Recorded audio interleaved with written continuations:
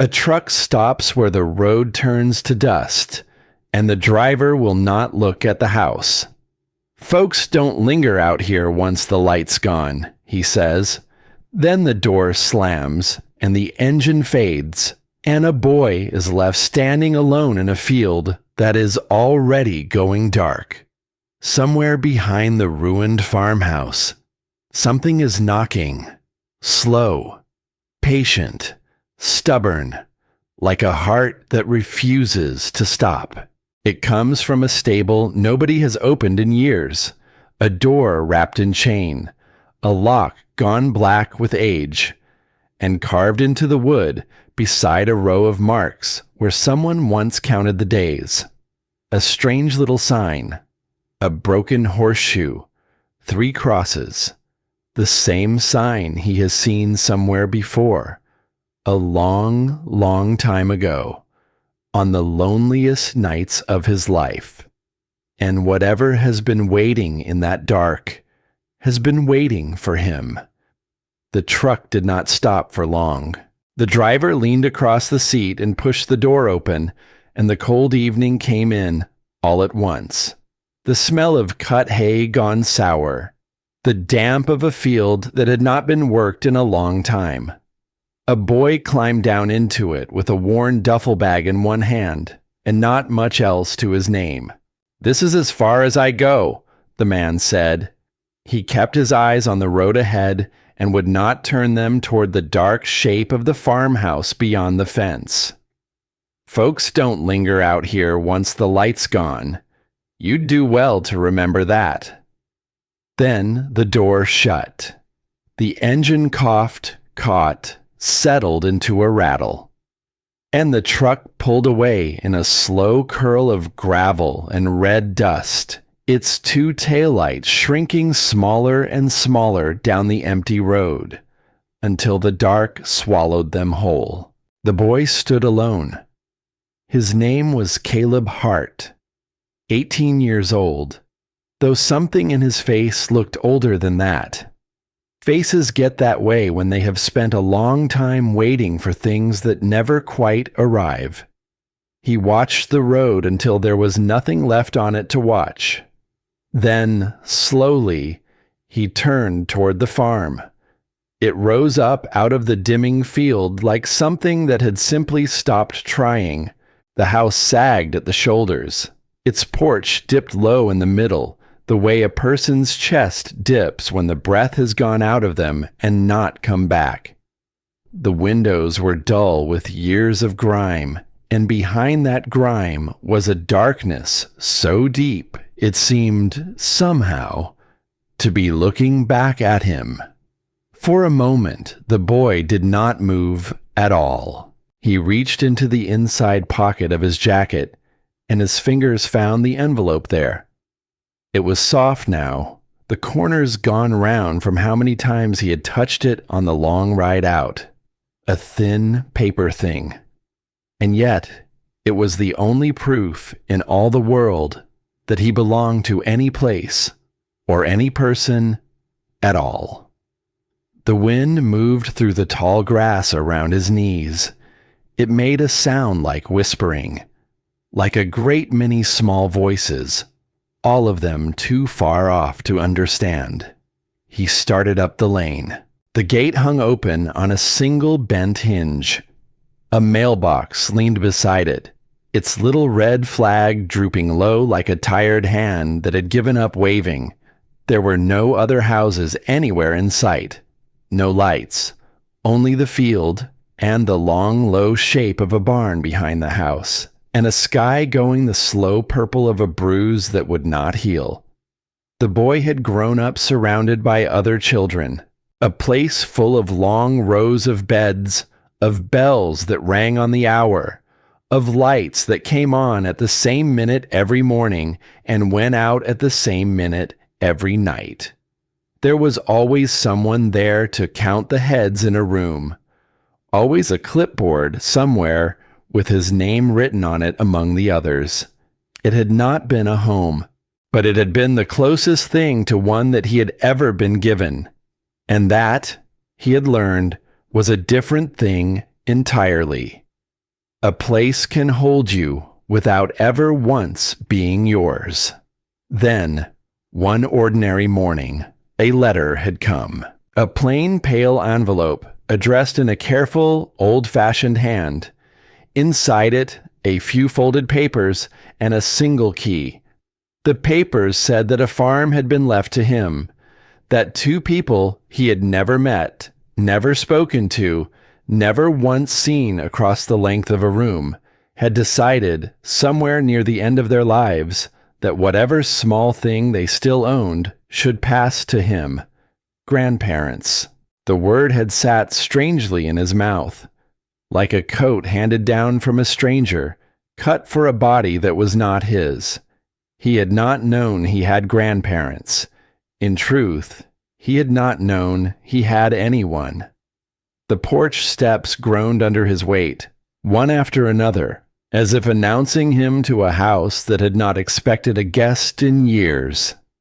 He stopped at the door and listened. Old houses breathe, if you are quiet enough to hear them. The slow settling of wood, the faint tick of boards giving up the day's warmth, the long, tired exhale of rooms that have held the same stale air far too long. This house was breathing now, low, uneven, the way the sleep of the very old can sound. He tried the handle. It turned. The door swung inward with a soft, drawn-out sound, almost like a sigh of recognition, and the breath of the place rolled out to meet him. Dust and cold ash and old, dry wood. And underneath all of it, faint as a memory that does not belong to you, something that was almost sweet. Something that might once have been a kitchen warm with bread. He stepped inside. His flashlight cut a thin, trembling path through the dark. There was a couch with a bedsheet thrown over it like a shroud. A table. A single chair pushed back at an angle, as though someone had risen from it in a hurry one day and never come back to push it in. And on the wall, in a neat and terrible row, pale rectangles, lighter than the faded paper around them, the shapes of pictures that were no longer there. Photographs, surely. Faces. A whole life's worth of small-framed moments, taken down and carried off and gone, leaving only their ghosts behind. People had smiled in this room once. The boy could feel it. The way you can feel the warmth that lingers in a chair after the person has stood and left it. But the pictures were gone. And the people were gone. And the boy stood alone in the middle of a stranger's life, holding a flashlight, in a house he had been told to call his own. He had not come for the house. That was the thought that would not leave him. Standing there in the cold dark with his light moving slowly over the empty walls. He had not crossed all those miles for a sagging porch and a cold stove, and a chair pushed back from a table no one would ever sit at again. He had come for something he could not put a proper name to. A question, maybe, the kind that takes up residence beneath a person's ribs early in life and never once moves out. Why him? Two people who had never once come for him, who had never written, never visited, never reached across all those long years to so much as say his name out loud. And then, at the very end of everything, this. A farm. A key. A handful of folded papers. And a door that opened to a house full of empty rooms. Why leave him anything at all? He set his bag down by the door. And that was the moment he first heard it. A sound. It came from somewhere out behind the house, past the dark of the kitchen window, past the slumped shapes scattered across the yard. A knocking, not the wind. The wind has no patience to it, no rhythm. This had a rhythm, a slow, steady, stubborn beat, like a knuckle against a closed door, like a heart that had not yet agreed to stop. Thud. A pause. Thud. The boy went very still and listened. It did not hurry. It did not fade. It only went on, somewhere out there in the dark, knocking and knocking, as though it had been knocking for a very long time, and had no intention of stopping now that, after all these years, someone had finally come to hear it. He picked the flashlight back up, and he walked toward the sound. The yard was a graveyard of forgotten things. A swing set rusted through. One chain snapped so the empty seat hung crooked and still. A wheelbarrow tipped on its side. A coil of old wire gone the dark color of dried blood. He picked his way around them, the long grass hissing at his knees, the cold settling deeper through the thin cloth of his jacket. And there ahead of him stood the barn. No, not a barn, a stable, low and long, its roofline dipping in the center, a wide sliding door standing half open at one end like a mouth caught in the middle of a word it could not finish. The knocking was louder out here. Thud. A pause. Thud. He stopped at the door and pointed his light inside. The beam caught dust, hanging thick in the air, drifting slow as something half alive. It found the old stalls, the rope gone soft and gray with rot.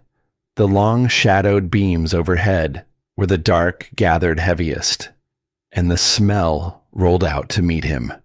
Animal and earth and damp and time. The deep, closed-up smell of a place that had been shut against the living world for years and years. He set his hand to the door and pulled. It fought him. The wheels shrieked along a bent rail, and for one moment the whole stable seemed to flinch and shudder awake around him. Then, all at once, it gave, and the boy stepped inside. In here, the knocking was close. He swung the flashlight up and found it. A ladder, leaning against the edge of the loft, its top rung loose in its socket, swaying just enough in the slow draft to tap, over and over, against a wooden post. Tap, tap, tap. Not a heart at all. Just a ladder and a little wind, and a silence so deep and so old that it had turned the smallest sound into a message. He almost laughed. Almost. The kind of laugh that holds far more relief in it than any kind of humor. And then he lowered the light, and the laugh died somewhere in his throat. There, below the swaying ladder, half lost in the deeper shadow, was a stall. It was not like the others. Its door was shut. Not merely shut, chained. A heavy chain looped through the wooden slats, drawn tight and held fast with a padlock gone black with age. And the wood around the latch had been worn smooth and pale, the way wood goes when human hands have touched it again and again, over years, in the same patient places. The boy stepped closer. He drew the light slowly down the door. And then he saw the marks. They had been cut into the wood beside the latch. Small lines, grouped in fives, the way a person counts off days when the days are all they have left to hold. 4 straight cuts, and a 5th struck across them. Then again, and again. A long, fading row of them, the cuts growing shallow toward the end, as though the hand that made them had finally grown too tired to press.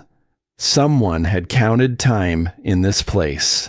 Someone had stood here, in this cold, in this dark, with a small knife and a long wall, and counted. He did not know who. He could not know why. But standing there before that chained door, looking at those small, careful, patient marks, the boy felt something rise in him that he could not have put into words. A kind of kinship, a recognition. because he too knew what it was to count days, to wait, to mark the slow passage of a time that promised nothing and delivered less. His light moved lower still, and below the long rows of tally marks, he found something else, a symbol. It had been carved with great care, slow and deliberate, every line clean and sure. A horseshoe, but broken open at the top, its smooth curve split apart.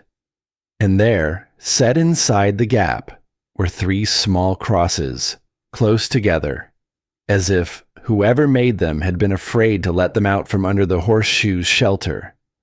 A broken horseshoe, 3 crosses.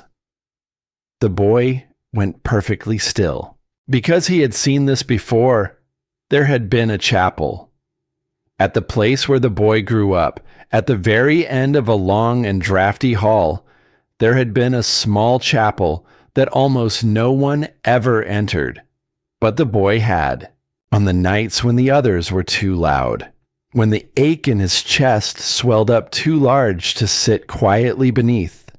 He would slip away down that cold hall and into the little room, and he would sit in the very last row, where a single narrow window stood high in the wall and let in a thin slant of colored light. And worked into the old glass of that window, down in one corner where hardly anyone would think to look, there had been a shape, a horseshoe, broken open at the top. And inside the break, 3 small crosses set close together. The boy had stared at that shape 100 nights, perhaps 1,000. On the worst of them, he had sat beneath it until his breathing slowed, and the great weight pressing on his chest finally eased, and not once in all those years had he understood what it meant, or where it had come from, or why it should be there at all. It had simply been there, a small, strange, silent mark, keeping him quiet company in the dark. He had always believed it belonged to that place. He had believed, if he believed anything, that it belonged to no one. And now, here it was, cut into the door of a forgotten stall, at the end of a dirt road, miles and years, and a whole lifetime away from the only home he had ever known, waiting for him. His hand was trembling when he reached into his pocket. He drew out the envelope, the one the legal papers had come in. He had carried it all this way, across every mile, and never once opened the small folded part at the bottom, the part he had not been able to make sense of, because some quiet, frightened corner of him had not wanted to know what it might say. He tore it now, and a key dropped out into the open palm of his hand. Not a key for a house, smaller than that, heavier, the kind of key made for a lock that very much wants to stay locked, and stamped into the head of it, small and clean and unmistakable, a broken horseshoe, 3 crosses. Behind him the ladder went on tapping, faster now, or so it seemed, though that was only the wind worrying at the open door. The boy barely heard it. He knelt down before the chained stall. He fit the small brass key into the body of the padlock.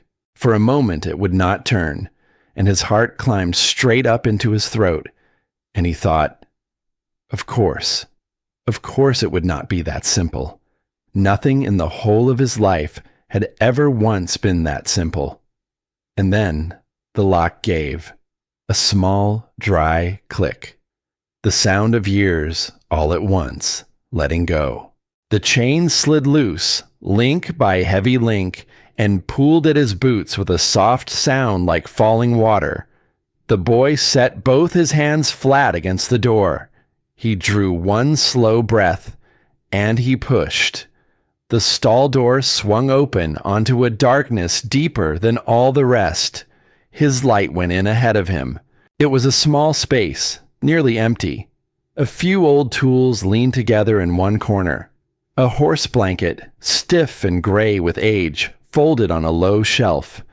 And there, against the far wall, set down close to the ground, a box, a wooden feed box, the kind built to hold grain. Its lid was bowed with age, and across the front of it was an iron clasp, dark and shining with the grease of fingers. Not the thick, gray dust of a thing long forgotten, worn, touched, handled, as though someone had opened it and closed it and opened it again, many times over, long, long after this whole place was meant to have fallen silent forever. And there, burned into the lid, the broken horseshoe. The boy crossed the small room slowly. He knelt before the box, and for a long moment he did not touch it at all. He only looked, because some part of him understood, with a strange and certain clarity, that the moment he lifted that lid, the world he had stepped out of the truck and into would no longer be the world he stood in. Whatever waited beneath that bowed wooden lid would not let him go back to being only a boy with a duffel bag and no one in the world to claim him. The ladder tapped. The wind moved through the stable, and somewhere far off, so faint that it might only have been imagined, a loose sheet of tin clapped once against a distant roof, paused, and clapped again. He set both hands on the lid, and he lifted. The hinges creaked. A long, low note that seemed to sink straight down through the floor of him and settle in his bones.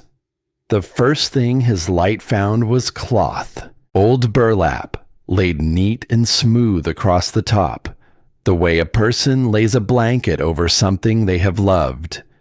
He drew it gently back.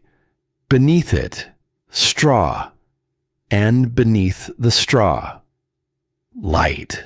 That was the only way the mind could hold it. His flashlight found the contents of that box, and they threw the light straight back up at him, warm and gold. Dozens upon dozens of small round shapes packed close together, and for one foolish, suspended heartbeat, his mind simply refused to give them their name. Coins. Gold coins. Not the dull green of old forgotten pennies. Not the worn gray of pocket change counted and recounted. These were deep and bright and warm, their edges still sharp, their faces stamped with crowns and ships, and old, strange shapes the boy did not recognize. Some were small, no larger than the tip of his thumb. Some were thick and heavy as a kept promise. He lifted one out. It was warmer than the cold air had any right to leave it, and it carried a weight that mere money had never once carried for him. A weight that felt less like coin and far more like years, like all the long days that had been spent counting and waiting and holding on past the point where holding on made any sense at all. The boy had measured the whole of his life by what a coin could buy: a meal, a seat on a bus, a roof for a single night. This was something else entirely. He did not even have a word for it. He set the coin back down, gently, the way a person sets down something that might wake. And there, tucked against the inner wall of the box where the gold had hidden it from his light, he caught the corner of an envelope, pale, old, sealed once and opened, the flap gone loose now with handling. His name was on the front of it, not the name from the file folder, not the careful, printed name on the legal papers. This had been written by a human hand, soft and slanting and unsure, the way a person writes when their fingers are shaking, or when the words themselves are very hard to set down on paper. Only his first name, Caleb. He held it for a long while before he opened it, because no one, in all his life, had ever written his name quite like that, as though it were a thing of value, as though the person setting it down had thought of him, by name, alone in a quiet room, with a pen growing heavier and heavier in their tired hand. He unfolded the single page within, and there in the thin, trembling light of the stable, with the gold gleaming soft and patient beside him, and the loose ladder rung tapping its small, endless rhythm against the post, the boy read the first line. "If you are reading this, then we are sorry." He did not read on. Not yet. He could not. Those few words sat down in the middle of his chest like something far too large to swallow. Then, "We are sorry." He read them again, and then a third time, and the longer he held his eyes to them, the more it began to feel as though the woman who had written them were standing somewhere just behind him, there in the dark of the stable, watching quietly to see what the boy would do. Sorry for what? For the years? For the silence? For never once walking through the iron gate of that cold place to find the boy who sat beneath the broken horseshoe in the chapel window, and waited, and waited, and waited for someone who simply never came? He pressed the heel of his hand hard against his eyes. He had taught himself, a long time ago, not to weep over the things that could not be undone. It was a skill, like any other. A person learns it the way they learn to make a bed with square corners, and keep their head low, and never once ask for more than they are handed. But the stable was very quiet, and the letter was very soft. And in all his 18 years, no one had ever told the boy that they were sorry. When at last he could breathe again, he folded the letter and held it flat against his chest, and he sat back on his heels in the dark. The gold caught his light and gave it back to him, soft, golden, endlessly patient. He understood, even then, even dimly, that this changed everything. A box of coins such as this, it would settle whatever debt sat waiting in the cold kitchen of that sagging house. It would buy back the time he did not have. It could carry a boy with no one in the world a very, very long way from a dirt road at the edge of nowhere. He could sell it. He could walk away. He could be free of all of it before the week was out. But the letter said, "We are sorry." And a person does not say sorry for money. A person says sorry for a story that had begun long before the boy was ever born, and had lain waiting all this time in a chained stall at the end of a forgotten road, for someone stubborn enough, and lost enough, and lonely enough to finally come and sit and hear it told. He nearly did not hear the other sound at all. It came from outside, from the front of the property, far off down the lane. Tires. On gravel. The boy's head came up sharply. His thumb killed the flashlight before he had even decided to do it, and he crouched there in the black of the open stall, the letter pressed to his chest, the gold a dim, warm shape at his side. And he listened with his whole body. The truck that had brought him here was long gone. He had watched it go himself. He had seen its taillights shrink to nothing on the empty road behind him. This was a different sound. This was the sound of a vehicle slowing, the sound of headlights swinging up a lane toward a house that was meant to stand empty, the sound of someone who knew, somehow, that the boy was here, and had been waiting patiently for the dark to fall before coming to find him. He held perfectly still. Through the gap in the stable door, He watched two long cones of light slide across the yard.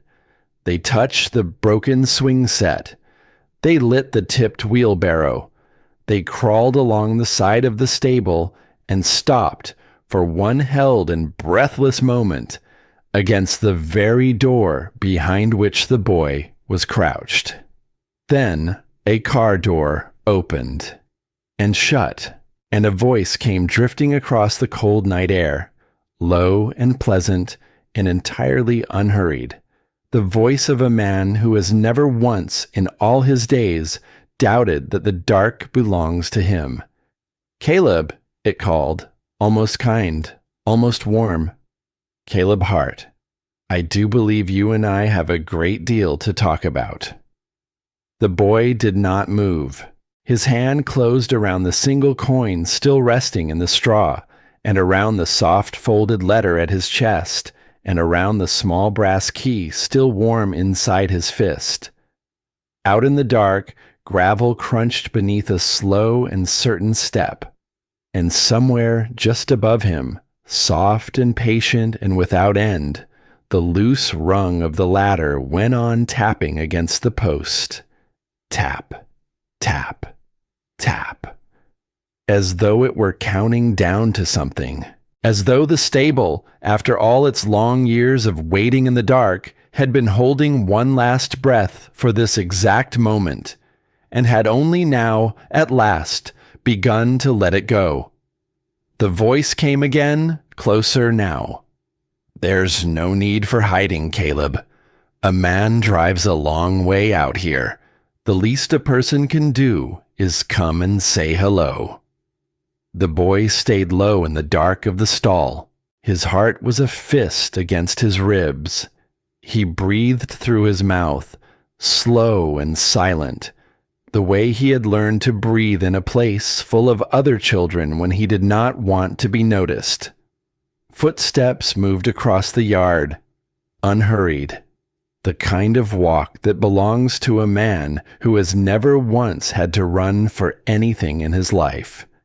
A flashlight beam swept the stable wall. It found the half-open door. It paused there.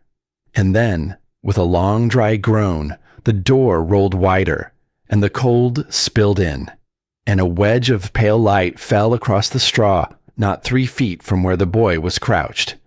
"There it is," the voice murmured, pleased, patient. "I do so hate to be kept waiting." The boy rose. He did it slowly, the letter still pressed flat against his chest, the small brass key closed tight in his fist.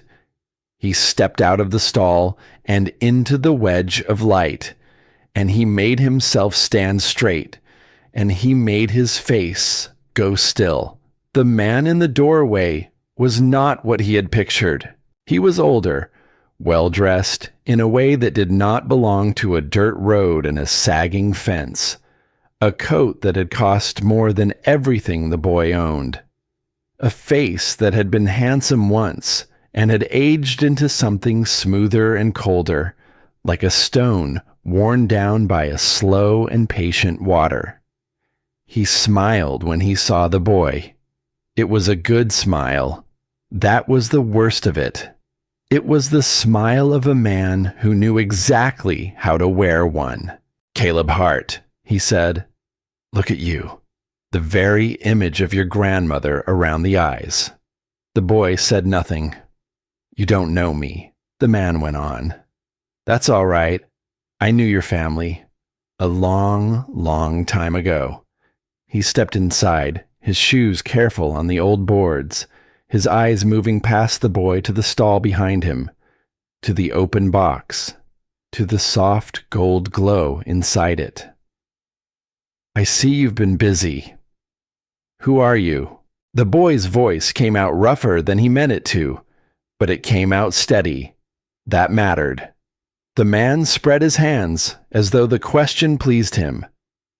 "My name is Victor Crane," he said, "and I am, in the simplest terms, an interested party.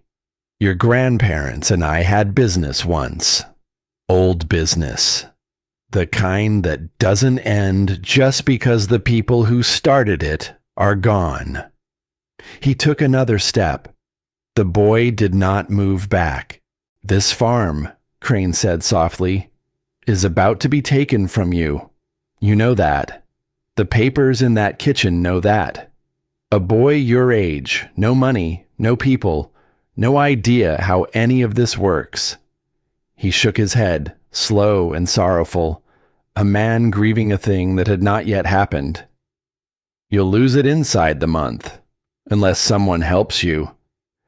And that's you, the boy said. The someone. That's me. The wind moved through the open door. The ladder tapped, somewhere up in the dark. The two of them stood in the small pool of light, the old man and the boy, and between them the box of gold glowed soft and warm and terrible. All I'd need, Crane said gently, is what came with the deed. Some papers, a book, most likely, old, handwritten. Your grandparents kept careful records. His eyes flicked just once to the stall. Hand those over, and your troubles end tonight. The debt vanishes. You keep your roof. You even get a little something for your pocket. A fresh start. He smiled again. Doesn't a boy like you deserve a fresh start? It was a good offer. That was the thing the boy understood, standing there in the cold. It was a very good offer, and a tired part of him, a part that had spent 18 years learning to take whatever was handed to him and be grateful, wanted badly to say yes. But the man had not asked about the gold. He had asked about the papers. And the letter against the boy's chest still whispered its first soft line. If you are reading this, then we are sorry. It's late, the boy said. I just got here. Crane's smile did not move. I don't have anything for you tonight, the boy went on. I haven't even read the half of it. If you knew my grandparents, if you really did, then you'll come back in the daylight, like a person does, and we'll talk. For just a moment, something passed behind the older man's eyes. It was there and gone, a flicker. The cold thing under the smile, showing itself for half a breath before the smile came down again and covered it over. Daylight, Crane repeated. He said it the way a man says a word he finds slightly amusing. All right, Caleb, we'll do it your way, for now. He turned toward the door. Then he stopped, half in the light and half out of it, and he looked back. But let me give you a piece of advice, since no one else out here will. Don't move anything tonight. Don't go burying things or hiding things or thinking you're clever. The smile thinned. I've been doing this a very long time, and I always find what I'm looking for. Then he was gone. A car door, an engine, 2 cones of light swinging away down the lane, smaller and smaller, until the dark drank them whole, and the boy was alone again with the gold, and the letter, and a fear that had a name now. He did not sleep much. He sat on the kitchen floor with his back against the cabinets and the letter open on his knee, and he read it through, finally, all of it, by the thin light of his flashlight. And as he read, the cold house seemed to lean in close around him to listen. The letter was written in 2 hands. He saw that now. Most of it was the soft, slanting script of a woman, the same hand that had written his name, but here and there a heavier hand had pressed in. A few words, a line or 2, as though a man had leaned over her shoulder and added the things he could not bear to leave unsaid. If you are reading this, then we are sorry. Sorry for the years. Sorry for the silence. Sorry most of all that we could not come to you ourselves. and tell you these things with our own voices and watch your face while you heard them. There is a great deal you do not know, and some of it will be hard. But you should know first that you were never forgotten. Not for a single day. Not one. The boy stopped there. He had to. He sat in the dark of the cold kitchen with those words in front of him, and he did not move for a long time. He read on when he could. The letter spoke of the farm, of a time long ago, when the rains had not come, season after season, and the land all around had cracked and gone to dust, and the families who worked it had begun, one by one, to go under. Your grandfather and I were luckier than most. We had something the others did not. A thing his father left him, and his father before that. Found in the ground in a year much like that one. Gold. More than 2 old people on a failing farm had any right to. We could have kept it. Many would have. We could have sold the land and gone somewhere green and easy and lived out our days in comfort while our neighbors lost everything. We did not do that. We made a promise instead. The promise was simple, the letter said. Whoever held this land would hold the gold. And whoever held the gold would hold it not for themselves, but for the people around them. To buy seed when there was no money for seed. To pay a debt when a family was about to lose their home. To keep the children fed when the rains forgot to fall. It was never to be spent on comfort. It was never to be hoarded. It was never, the letter said, to be sold off to the kind of men who turn other people's hard luck into their own good fortune. We came to think of it as a trust, the woman had written. Not the legal kind, the other kind. The kind that lives between people who have decided to keep faith with one another. We kept the books in a ledger. Every bag of seed. Every debt we quietly paid. Every family we helped back onto their feet. Not so anyone would owe us. So that someday, someone could see what the gold was truly for. It was never ours, Caleb. It only passed through our hands. And now it passes to yours. The boy set the letter down. The first gray of morning was beginning to bleed through the grime of the kitchen window. Out in the yard, the broken swing set was taking shape in the half-light, and the field beyond it, and the long, low roof of the stable where the gold still waited in its box. So that was it. That was the thing Victor Crane wanted.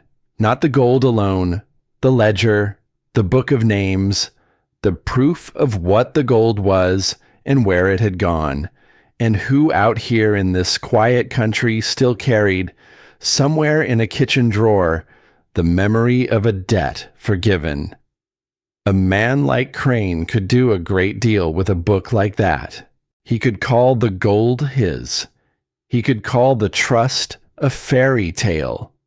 He could take it all and twist it into something he could sell, and there would be no one left to say otherwise.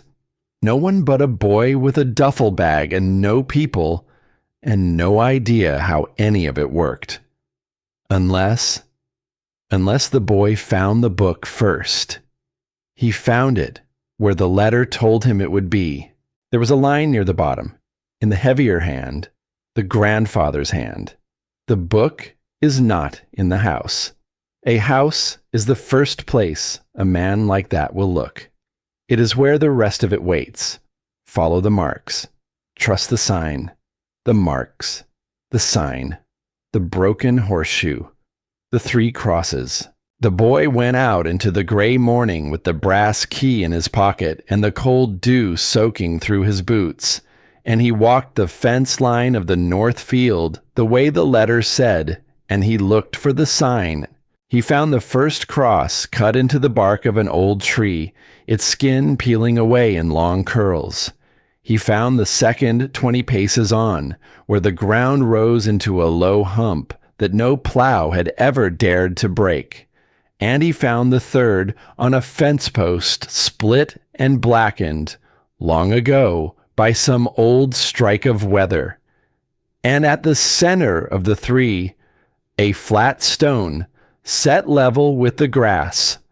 The broken horseshoe had been burned into its face. He brushed the grass away with his hands. He set his palms against the cold stone and pushed, and it did not move. So he went back to the leaning shed and found an old shovel, its handle worn smooth by hands long gone. And he came back, and he began to dig. The earth there was different, softer, looser. The way ground goes when it has been turned and settled and turned again, over years, by a careful and a patient hand. The shovel bit and lifted,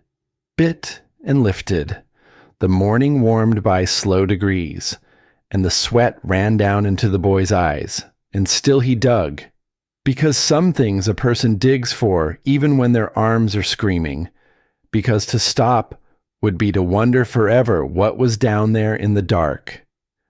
The blade struck wood, a dull, solid sound that ran straight up the handle and into his bones.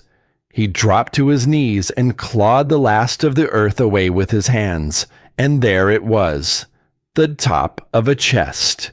Cedar banded in iron, the corners beveled smooth with age, and burned into the lid, the same as everything else. The broken horseshoe, the 3 crosses. Whoever his grandparents had been, the boy thought, they had been nothing if not consistent. The brass key fit the lock like a name remembered. It turned, and the lid came up, and the smell that breathed out of it was sweeter than the box in the stable. Cedar and old smoke and the faint, warm scent of metal that has been held by living hands for a very long time. There was gold inside. Yes, but not only gold. There were small worked things, a buckle engraved with a sun, a chain of soft pale metal, soldered link to link like a little river caught and frozen, a pocket watch, dull with tarnish, that gave a single tired tick when the boy shook it, as though it had only been waiting for someone to wind it again. And there, beneath the top layer of it all, wrapped in oiled cloth, the book. It was a heavy thing, leather bound. The cover cracked like dry summer ground. He opened it where he knelt, there in the soft turned earth, with the morning coming up gold over the field around him. And the pages spoke. That was how it felt. Page after page in that same careful, slanting hand, lined out in neat columns, names, dates, small sums set down beside small kindnesses, seed bought, debts cleared, a roof mended, a doctor paid for. Beside each one, a name. And the boy did not know a single one of those names, and yet, turning the pages, he felt as though he were being introduced, one by one, to a whole community of strangers who had all, in their way, been held up by the very gold he had found in the dark. These were not transactions. That was the thing that struck him, kneeling there.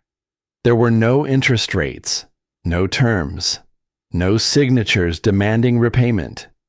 Beside more than one name, the same 3 soft words had been written again and again in the woman's hand. Paid in full. But there was no record that those people had ever paid anything back. The grandmother had simply decided somewhere along the way that mercy did not need to be collected, that a debt of kindness was a debt the giver carried, and the receiver got to set down. Paid in full. The boy closed his eyes. It was the dog that found him first. A low, rough bark, far off, and then closer. The boy looked up from the book to see a shape coming across the field toward him through the long, wet grass. An old woman. She was small and bent a little at the shoulders, and she walked with a stick, and a gray dog walked at her heel as though the two of them had been walking that same field together for more years than either could properly count. She wore a man's coat that was too big for her. Her hair was the color of frost on a fence wire. She stopped a little ways off. She looked at the boy. She looked at the open chest in the turned earth, and the gold catching the morning light, and the book open across his knees. And her face, which had been set hard with caution, did something then that the boy did not expect. It crumpled. "Lord above," the old woman said softly. Her voice shook. "You've got her eyes."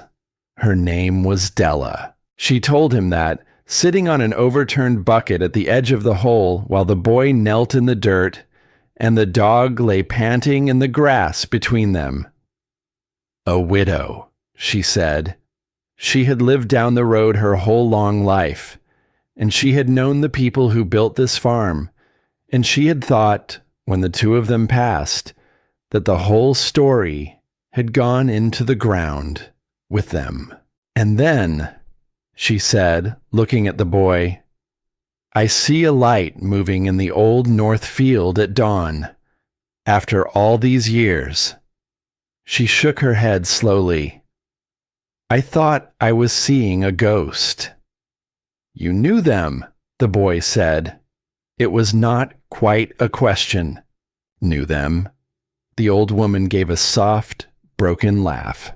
"Child, there's not a family in 20 miles that didn't know them, though precious few knew the half of it. The gold, I mean. They kept that close."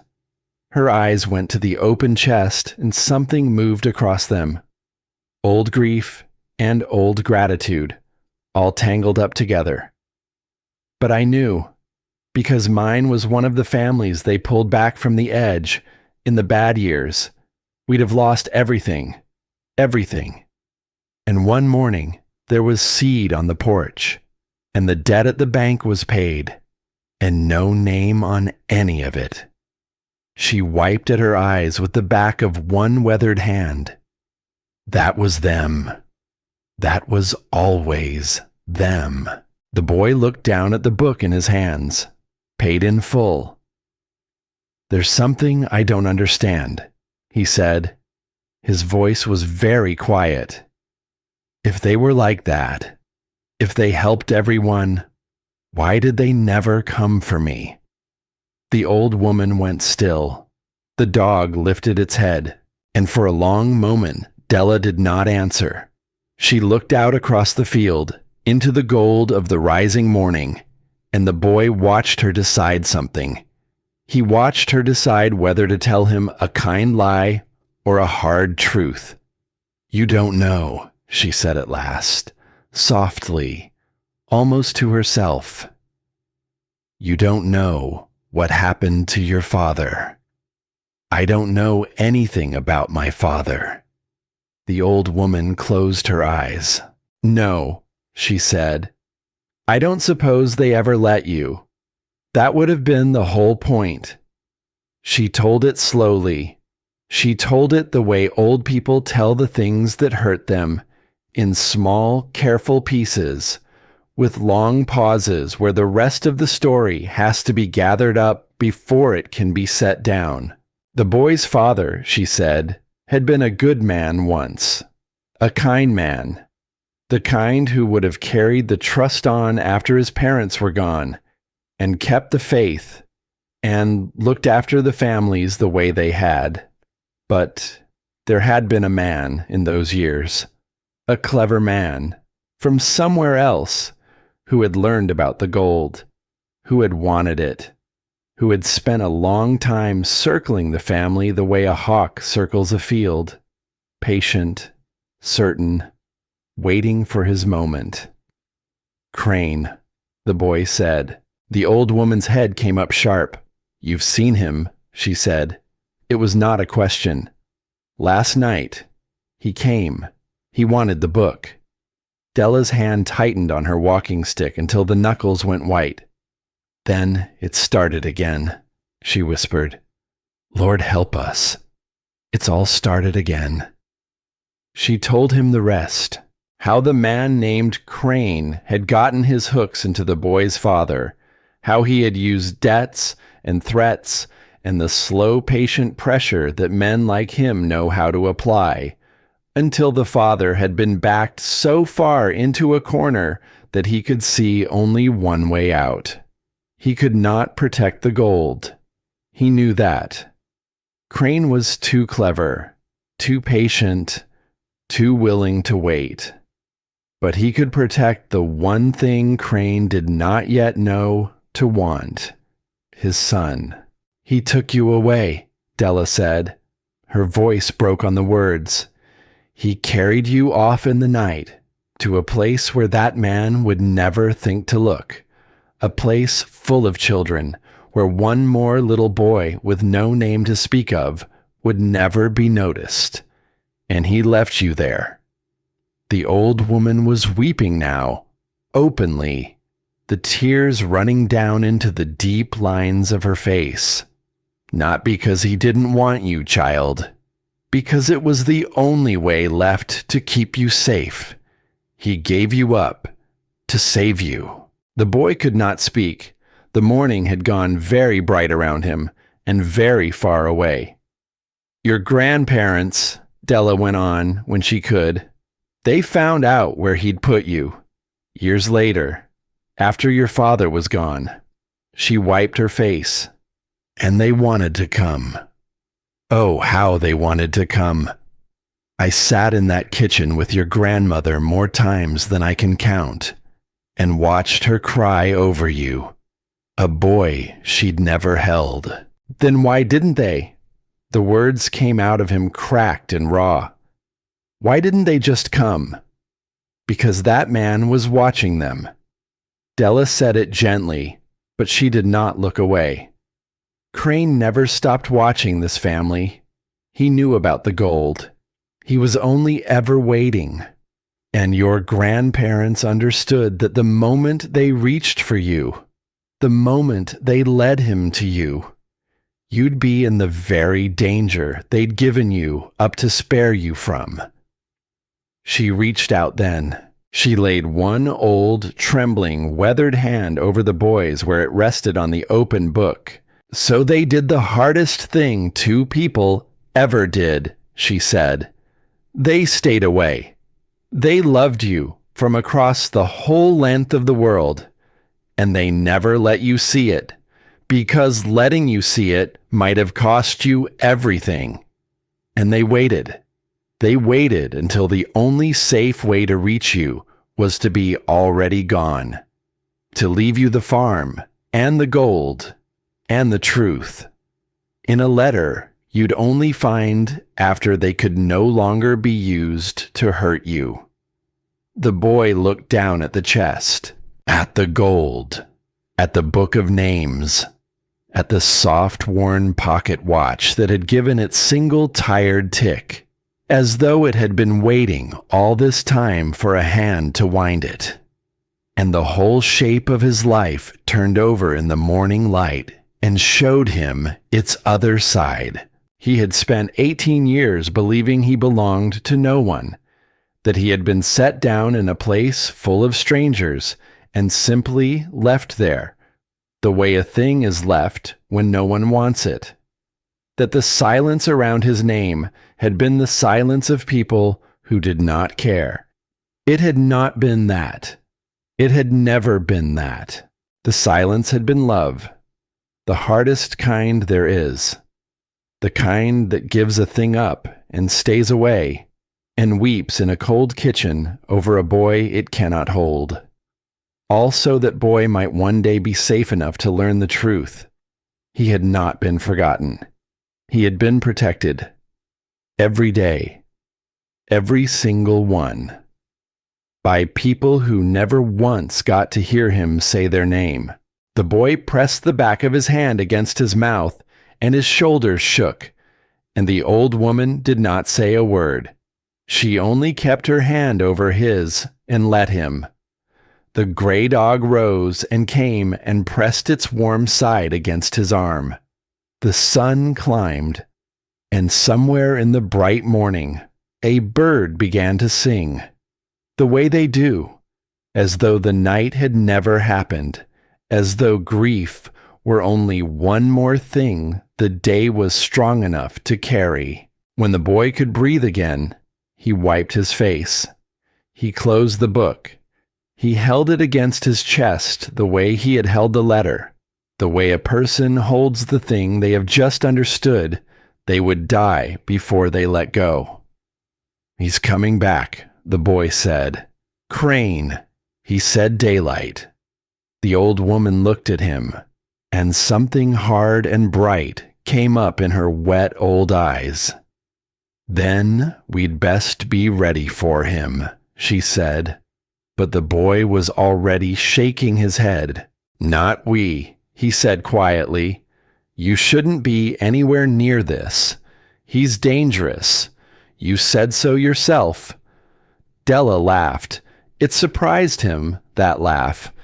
It was a small thing and dry, but it had iron in it.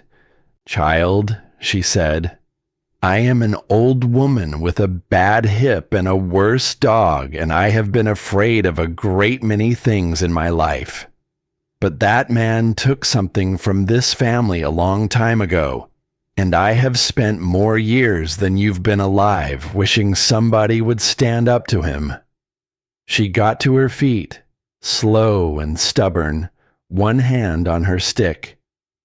"I'm not about to miss it now." She looked down at the boy. "You're not alone in this," she said. "That's the thing they'd want you to know, more than any of the rest. You spent your whole life thinking you were. You're not. Not anymore." And the boy, kneeling in the turned earth with the morning gold all around him, and the book held to his chest, felt something he had no name for. It was not happiness. It was too large and too strange for that. It was the feeling of a door, somewhere deep inside him, that had been locked for 18 years, beginning at last to open. The morning after the field, the boy did not rest. He sat at the kitchen table with the book open in front of him, and he read the names, all of them, page after page, in the grandmother's careful slanting hand, while the light moved slow across the floor, and the old woman moved slow across the kitchen, making coffee in a pot that had not made coffee in years. He read until the names stopped being names, until they became people. A man who had needed a doctor, a family who had needed seed, a widow who had needed a roof before the cold came. And beside each one, again and again, those three soft words, paid in full, not because the debt had been repaid, because the grandmother had decided it never needed to be. "They'll come back today," the boy said without looking up. "Crane," he said daylight. Della set a cup down in front of him. "Then we've got till he does," she said, "to decide what kind of welcome to give him." The boy looked at her. "You keep saying we," he said quietly. "This isn't your fight. You've got a home, a dog, a whole life that doesn't have a man like that in it. I can't ask you to—" "You didn't ask." The old woman lowered herself into the chair across from him, slow, one hand on the table. "I offered. There's a difference. And at my age, I've earned the right to know it." She wrapped both hands around her own cup. "Besides, you think I'm the only one who remembers what that man did out here?" She did not explain it then. She only drank her coffee and looked out the grimy window at the long field where the boy had dug up the chest the morning before. and there was something working behind her old eyes, a plan taking shape. The boy did not see the whole of it yet, but he would. She left before noon. She took the dog, and she took her stick, and she climbed into a truck older than the boy and rattled off down the lane. And she would not say where she was going. "You stay put," she told him. "You read that book. You learn those names. And when he comes, you let me handle the part that's mine to handle." So the boy stayed. He read. He learned the names.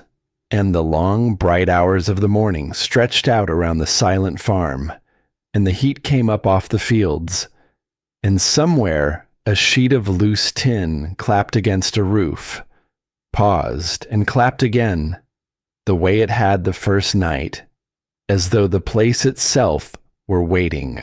He did not know what the old woman was doing.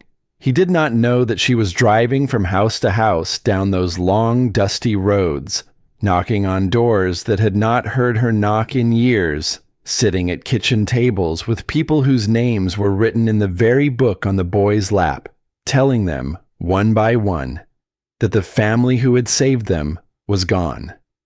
But the gold was not, and the promise was not. And a boy had come home to keep it, and a wolf had come to the door to stop him. Crane came back when the sun was high. He did not come alone this time. The boy heard them before he saw them, the low purr of an engine, smooth and expensive, climbing the lane, and behind it a second sound, heavier, the crunch of a stiffer vehicle, and the boy stood up from the porch step where he had been sitting with the book across his knees, and he watched the dust rise at the end of the road. He was alone. Della had not come back. The yard was empty. The field was empty. There was only the boy and the book and the smooth, dark shape of Crane's car nosing up the lane like something that had every right to be there. And for one moment, the old fear rose in him. "You're only one boy," it whispered, "and the world is so much bigger than you." He made himself stand up straight anyway. The car stopped in the yard, and Victor Crane stepped out of it into the bright noon light, and he was smiling. He had brought others with him, a younger man in a stiff collar, carrying a leather case against his chest, and a woman, thin, sharp-featured, dressed in dark, with a folder held tight in both hands. She did not smile the way Crane smiled. She did not smile at all. Her eyes moved over the farm, the house, the boy, the way a person's eyes move when they are quietly adding something up, column by column, and do not much care for the total. "Caleb," Crane called, warm as a porch in summer. "You look rested. Good. Daylight suits you better than I expected." He came toward the porch, unhurried, his fine shoes careful on the rough ground. "I'll keep this simple," he said, "because I think you're a sensible boy, and sensible boys appreciate simple." He stopped at the foot of the steps and laid it out. The boy would not sell him anything. The boy would lose nothing. He would keep his name on the land, keep his roof over his head, and merely let Crane's people handle the unpleasant business, the debts, the papers, the men from the county, and in exchange, when the family's assets were recovered, Crane's firm would take a modest fee, and everyone would walk away happy. "A fee," the boy said. "A modest one." "How modest?" Crane's smile held. "A third," he said, "of what's recovered." The boy was quiet a moment. The wind moved across the yard. The loose tin clapped far off and went still. "Recovered," the boy said slowly. "You mean found." found by your people, in my house, while I stand there and watch." And something shifted behind the old man's eyes. He had come expecting a frightened boy, a grateful boy, a boy who would take whatever was handed to him because he had spent his whole life taking whatever was handed to him. And for one flicker of a second, Crane recalculated, and the boy saw it, and understood that he had just become a different kind of problem than the one Crane had driven all this way to solve.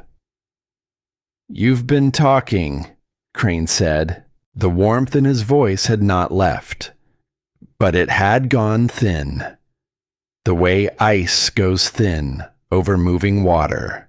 To old women with long memories and longer grudges, I'd guess. He did not look around the empty yard.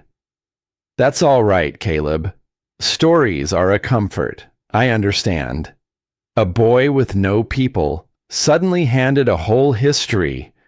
Of course you want to believe the pretty version of it." He spread his hands, patient, almost kind. "But stories don't pay a debt. Stories don't keep the county from taking everything you own before the month is out. I do. I'm the only one standing in this yard who actually can." "You're not the only one standing in this yard." The boy said it quietly, and Crane frowned, just slightly, because the yard was empty, and the boy was looking past him, down the lane, to where the dust had begun to rise again. They came up the road in a line. Old trucks, most of them, dented and faded, rust along the wheel wells, tools rattling in the beds, a car with a cracked windshield, a wagon that had seen better seasons. They turned in off the lane one after another and rolled into the wide, dusty yard. And they stopped, and the engines went quiet, and the doors began to open. People got out, slowly, the way people do at a funeral or a birth or any of the few moments in a life too large to rush. Old men with caps in their hands, women with set jaws and steady eyes, a man who walked with a hard limp, leaning on a younger woman's arm, and behind them all, climbing down stiff from the oldest truck of them, the gray dog at her heel and her stick in her hand. Della. She did not say a word. She only came and stood at the foot of the porch steps and looked up at the boy and gave him the smallest nod. This is the part that was mine to handle. And the boy understood at last what the old woman had done with her mourning. She had not rested either. She had driven those long roads. She had knocked on those silent doors. She had sat at the kitchen tables of the people whose names lived in the book, and she had told them, one by one, that a wolf had come back to the country, and a boy had come home to face him alone. And they had come, a dozen of them, then more.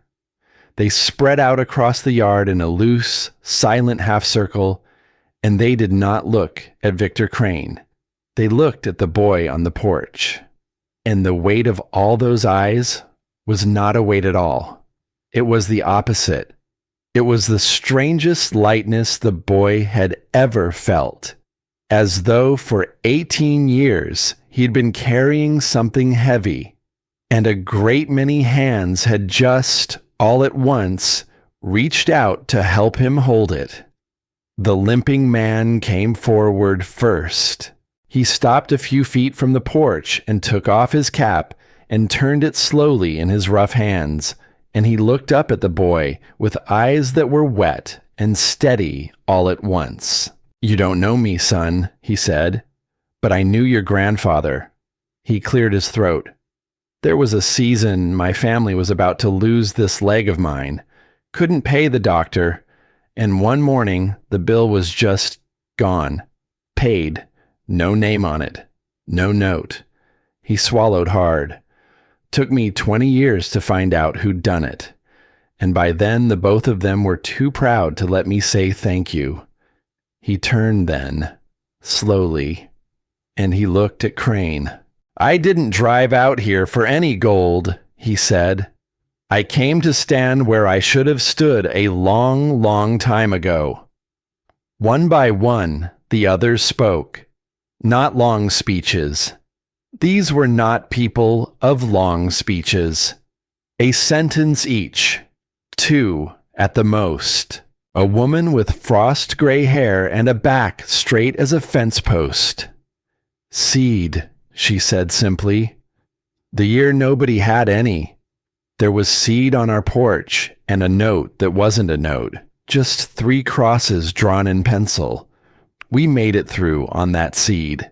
My grandchildren are alive because of that seed. A heavy-set man, his voice cracking. Roof, he said. Before the cold came, we'd have frozen.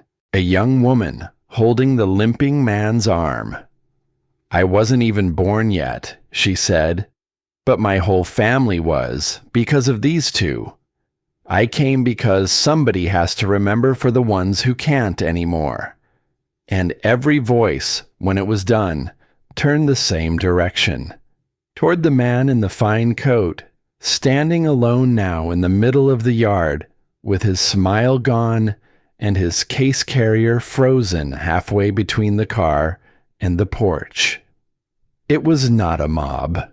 There was no shouting, no fists. It was something quieter than that, and far heavier. It was a whole community standing up, in the daylight, at long last, and refusing to be afraid. Crane looked around the yard. The boy watched him do it, watched the old man's eyes move from face to face, counting, the way he counted everything, hunting for the weak place, the soft spot, the loose board in the floor he could put his weight on. It was what men like Crane did. They found the give in any structure, and they leaned on it until it broke. But there was no give here. There was only a yard full of people who had decided, all together, in the space of a single morning, that they were done being afraid of him. And for the first time, the boy saw something cross Victor Crane's smooth face that had not been there before. Not fear. Men like Crane do not come to fear easily, but doubt. The first thin crack of it, running through the polished surface of him. This is very touching, Crane said. His voice was still smooth, but it had to work for it now. A lovely picture. The whole county gathered to hold a boy's hand. He shook his head, almost sorrowful. But sentiment isn't law, Caleb. The county doesn't care how many old neighbors show up with wet eyes and old stories. The debt is real. The papers are real. And the day this crowd goes home to their own troubles, you'll still be one boy, alone, with bills you can't pay, and no one to... Are the papers real, Victor? It was the woman. The sharp-faced woman in dark, the one with the folder held tight against her chest. She had not spoken once, the whole time. She had only stood by the car, watching, adding her quiet columns. And now she stepped forward, out of Crane's shadow, into the open space of the yard. And she said it again, louder, so the whole gathering could hear. Are they real? Crane turned to look at her, and for the first time, the smile fell off his face entirely. Sloan, he said, low, a warning in it. Get back in the car. But the woman did not move toward the car. She looked down at the folder in her hands.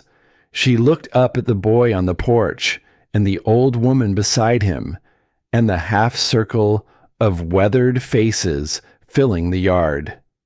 And the boy watched her the way he had watched Crane, and what he saw in her was not the cold thing he had seen in the old man. It was something more like a person waking up from a long, long sleep. "I've kept this man's books for a long time," the woman said. She said it to the yard, to all of them. "I'm good at it. I'm very good at it. I can take a thing that is wrong and dress it up so clean and so square that no judge in the world would ever look at it twice." She lifted the folder a little.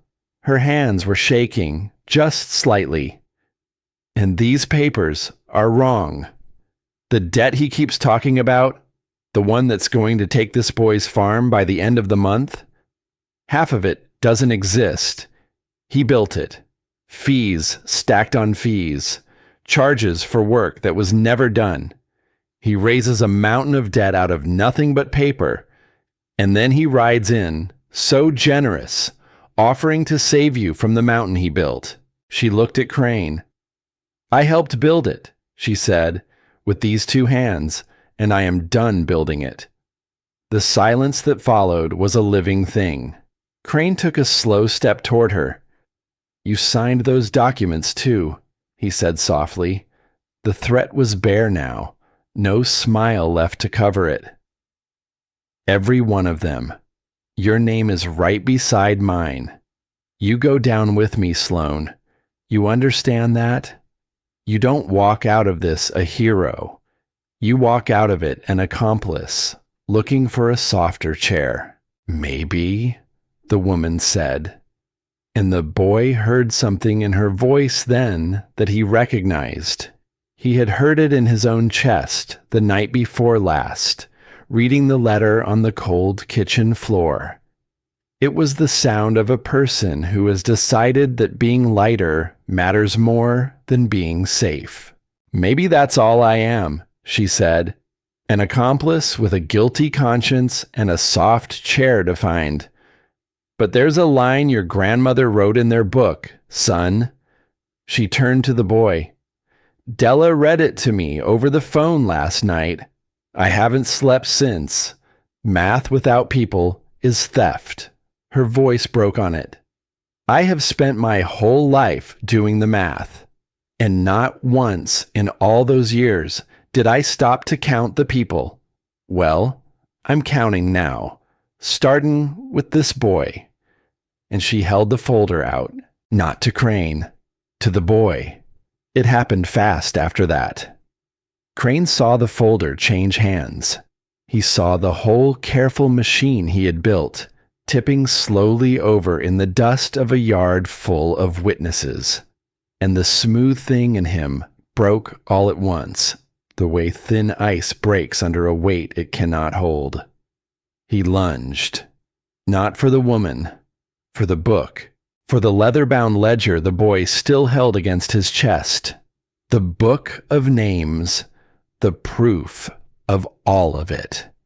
Because some old animal instinct told him that if he could only get the book, only make the book disappear, then everything else was just stories again.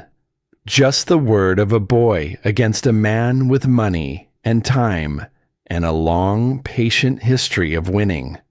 He came up the porch steps with his hand outstretched, and the boy, 18 years old, who had spent the whole of his life learning to be small and still and out of the way, did not step back. He turned his shoulder and put his body between Crane and the book, the way Della had put her body between Crane and the truth. The way the limping man had put his body in the yard where he should have stood years before. The two of them collided. The book was crushed between them for a moment, and the boy felt the whole history of it press hard against his ribs.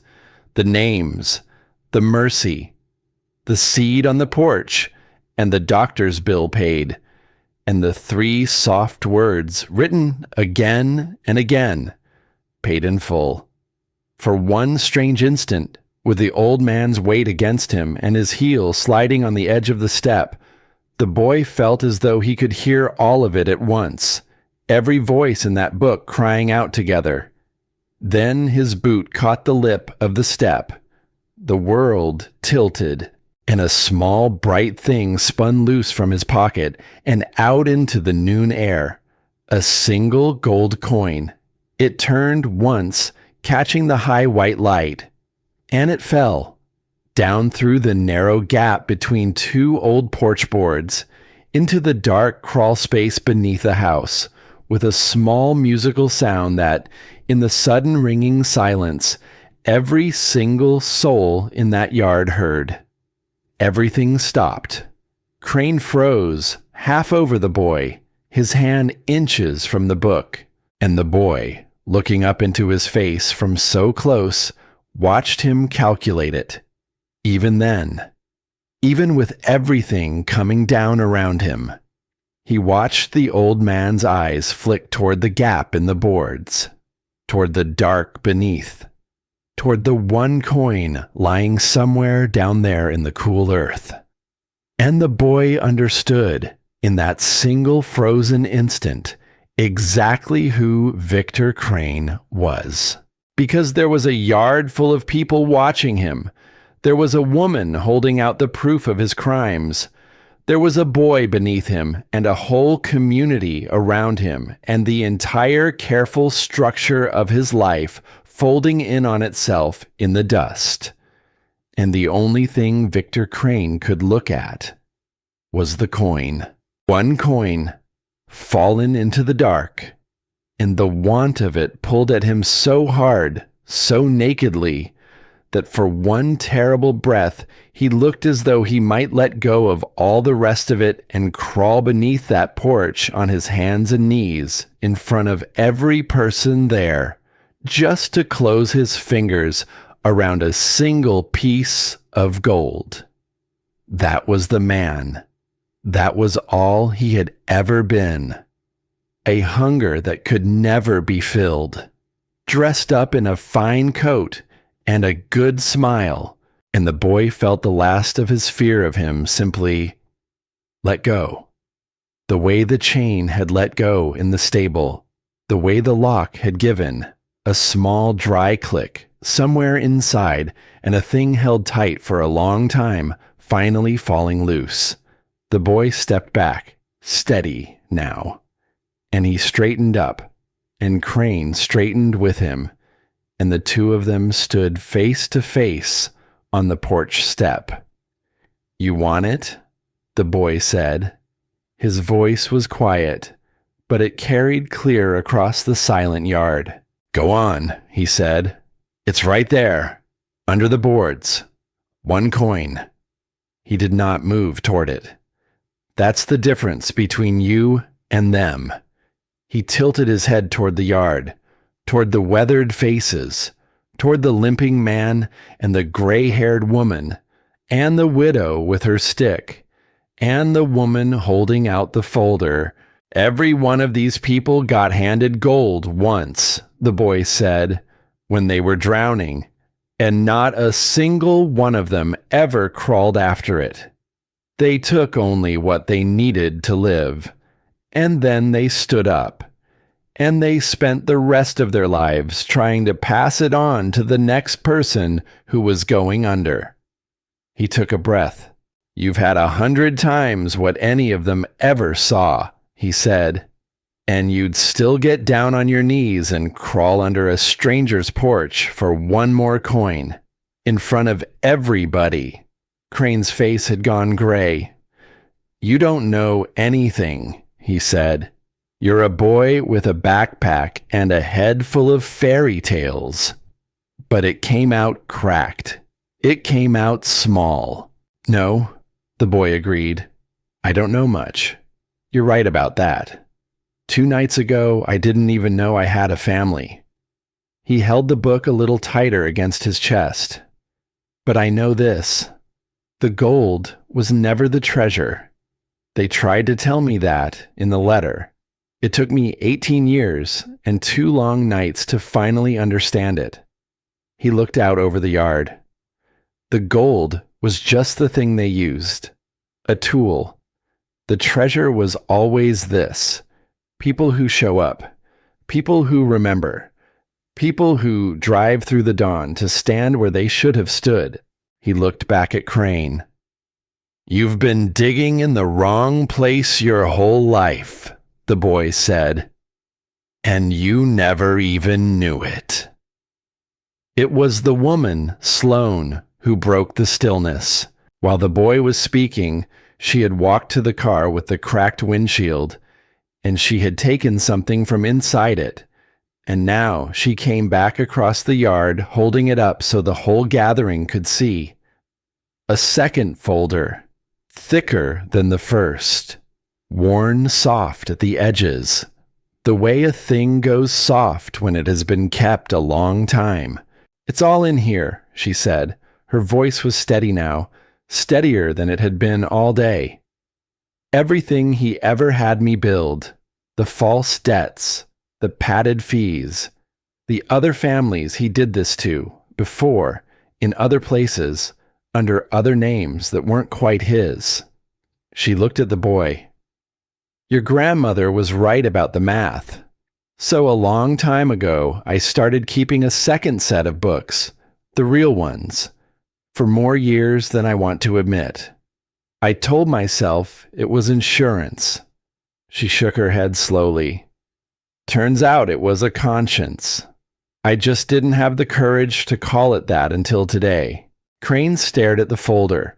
He looked around the yard at the half circle of faces, none of them moving, none of them afraid.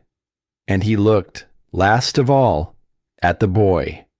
And whatever he saw in that small ring of weathered faces, it was finally, completely, the one thing men like him cannot bear to look at.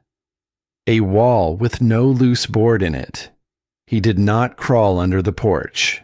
In the end, that was the single mercy he allowed himself.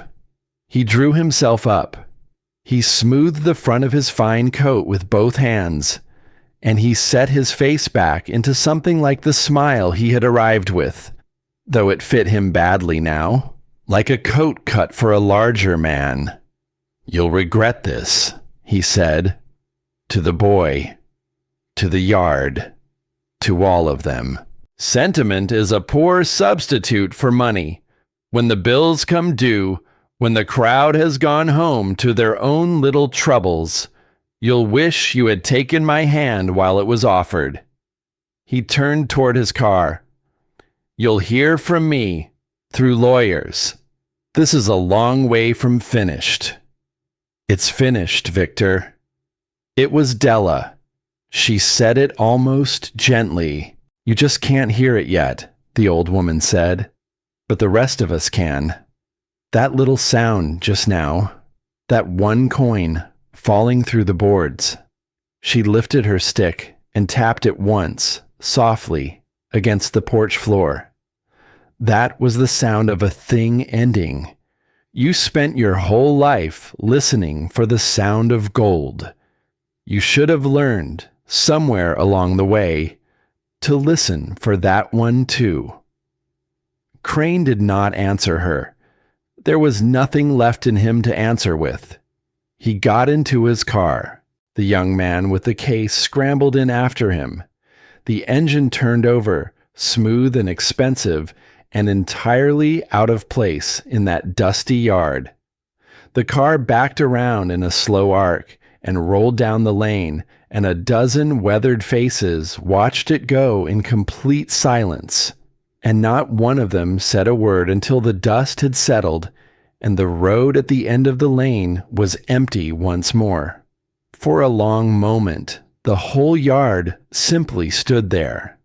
And then, somewhere in the crowd, someone laughed. A small, watery, disbelieving laugh. And someone else let out a long, slow breath they seemed to have been holding for years and years. And the silent half-circle came apart and became something else. A knot, a gathering, people turning to one another, gripping shoulders, pressing hands, wiping at their eyes. The way people do when a thing they have braced themselves against their whole lives turns out, against all reason, to have finally broken in their favor. The limping man came up to the porch. He put out his rough, broad hand, and the boy took it, and the man held on with both of his and would not quite let go. "Your grandmother used to say a thing," the man said. His voice would not steady. "She used to say the land would tell you who you were, if only you stayed on it long enough to listen." He looked at the boy, at the sagging house, at the long gold field beyond it. "I think it just did, son. I think every one of us just heard it." Della came and stood at the boy's other side. The gray dog leaned its warm weight against his leg and sighed. And the boy stood there on the porch step, the book held tight against his chest, and he looked out over the yard at all those faces turned toward him. Faces full of names he was only beginning to learn. Faces that had driven through the dawn for a boy most of them had never laid eyes on. He had walked off a truck 2 nights ago, believing he belonged to no one in all the world. He stood now in a yard full of people who had driven through the dawn to come and belong to him. The fight was not over. He knew that. There would be papers and lawyers and long, hard days still waiting up ahead. Crane was wounded, not gone, and a wounded thing can still bite. But the boy was not afraid anymore, because for the first time in the whole of his life, he was not facing any of it alone. And somewhere beneath the old porch, down in the cool, dark earth, a single gold coin lay quiet in the ground where it had fallen, right where it belonged. The crowd did not leave all at once. That was the thing the boy would remember most about that afternoon. Not the dust of the wolf's car shrinking down the lane, not the folder trembling in the woman's hands, but the way the people stayed. They lingered in the yard the way folks linger after the hard part of a day is finally behind them. Someone found that the old pump still worked and got it groaning out cold water into cupped hands. Someone else opened the back of a truck and there was food in it, because there is always food in the back of a truck when country people gather. Biscuits wrapped in a cloth, a jar of something dark and sweet. It got passed hand to hand, without anyone saying much about it. The boy stood on the porch and watched it all. He had spent the whole of his life in a place full of people, and he had never once felt anything like this. There, a crowd had been a thing to disappear inside of, a wall of other faces, each one waiting its turn at too little of everything. Here, the faces kept turning toward him, kept finding him across the yard, kept saying his name out loud, his real name, the one his grandmother had written soft and slanting on a letter in a box in the dark. Caleb, as though it were a thing worth the saying. The sharp-faced woman came and stood at the bottom of the porch steps, her 2 folders held against her chest. "You'll need these," she said. "All of it. The real books." She looked tired, the way a person looks when they have just set down a weight they carried so long they had forgotten it was a weight at all. "There's enough in here to undo every false debt that man ever built against this place, and against the others too. The families that came before you." She paused. "If you'll let me," she said, "I'd like to help you sort it. Properly, this time. The honest way." The boy looked at her for a long moment. "Why?" he asked. Not unkindly. He simply wanted to understand it. "You could walk away from all of this clean right now. Why stay and help a boy you don't even know?" The woman was quiet a while before she answered. "Because your grandmother left a single line in a book," she said at last. and it found me far too late, after I'd already spent my whole life on the wrong side of it. And I'd rather spend whatever years I've got left proving her right than go to my grave having proved her wrong." She gave a small, crooked smile. "Math without people is theft. Turns out I'd been a thief my entire career and never once let myself see it. A person doesn't get many chances to stop being the thing they've always been. This is mine." She held the folders out, and the boy came down the steps, and he took them from her hands. That evening, when the trucks had finally rattled off down the lane, one by one, and the yard had gone quiet and gold, and the long shadows had stretched themselves clear across the grass, Della laid out the choice. She had been forming it for days, the boy suspected. Maybe since that first morning, when she crossed the field and saw a light moving where no light should be. The two of them sat on the porch steps, the old woman and the boy, the gray dog stretched out warm between them. "The way I see it," Della said, "you've got a choice in front of you, the very same one they had all those years ago." She looked out at the darkening field. "You could sell it, the gold, every last coin. There's enough out there to clear every debt, real or invented, and walk away with more money than a boy your age has any earthly business knowing what to do with. You could be gone from this place inside the week, free of the whole thing." "I know," the boy said quietly. Or, the old woman let the word hang in the dusk. "Or you could do the harder thing," she said, "the thing they did. You could leave the gold right where it belongs, in the ground, mostly, and you could spend it the slow way, their way. A bag of seed here, a roof there. A debt paid quiet, in the dark, with 3 little crosses drawn in pencil and no name signed to any of it." She turned to look at him. "That's not freedom, Caleb. I won't lie to you and call it that. That's a job, a whole life's worth of one. The kind of work a person doesn't get thanked for, mostly, because the whole point is that nobody's ever supposed to know. The kind that ties you to a place and a people, whether you ever meant to be tied or not."